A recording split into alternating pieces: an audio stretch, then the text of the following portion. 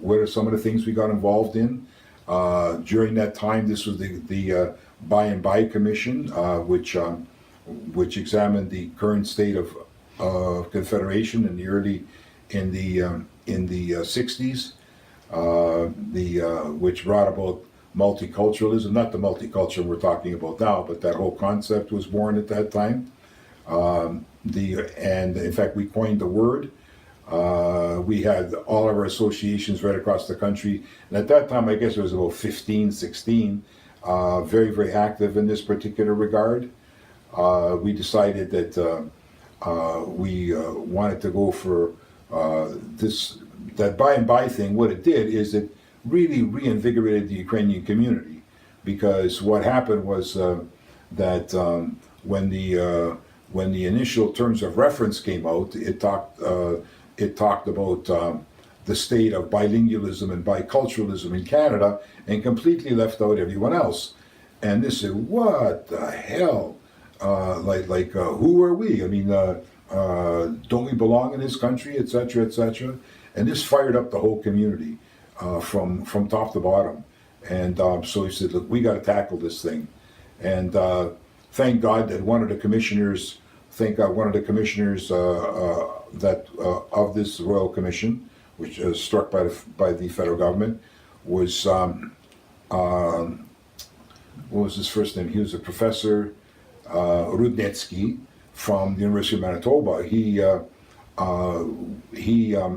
wrote a dissenting when the 4 volumes report came out on the state of bilingualism and biculturalism in Canada. He wrote a dissenting book, and where he said that the country is not bilingual, or it's not bicultural. It could be bilingual, but it's multicultural, and that it includes all kinds of other people, starting off with the indigenous people, etc., etc. In fact, this helped to fire up other groups in Canada as well, including the native groups. And so anyway, this was a really, really major thrust. And out of that came things like because of the fired up nature and the competence of the people that joined up, and these were some of the most competent Canadians, period. I mean, when you get people involved like deans of law schools and university professors and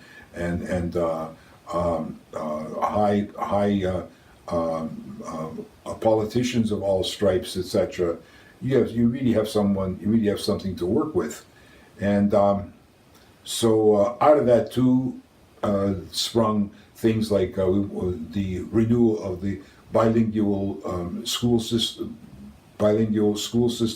in Western Canada, Ukrainian English schools, because this invigoration really invigorated people more and more to go into politics and start pushing for things that would enhance the Ukrainian community. We went after things like chairs of Ukrainian studies, which was set up at that time at the University of Toronto. Things like, I mentioned the bilingual schools, but the Canadian Institute of Ukrainian Studies was born at this time. The museum, the outdoor museum of the Ukrainian pioneers, that was part of this movement. The encyclopedia,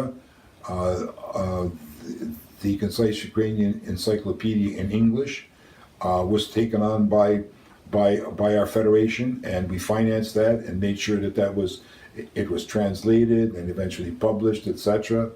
All kinds of things like this that we felt were extremely necessary and weren't being done by anybody. So the P's and B's took this on, and again.